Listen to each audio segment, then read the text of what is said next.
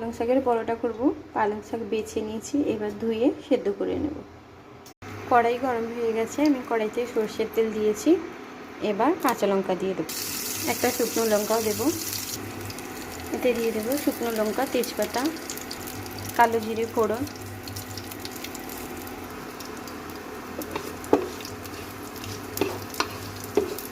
এবার আমি আলু তুলে দেব, নুন, হলুদ।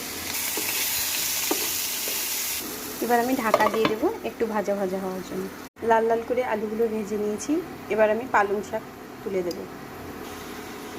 পালং শাকটা এবার আলুর সাথে মিশিয়ে দেব। আমি নুন দেইনি, কারণ নুন আলু ভাজাতে নুন হলুদ দিয়েছিলাম, তাই নুন দেইনি।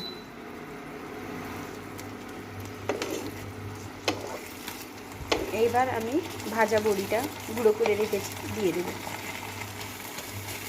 বড়ি এমনি সর্ষের তেলে ভেজে গুঁড়ো করে রেখেছিলাম।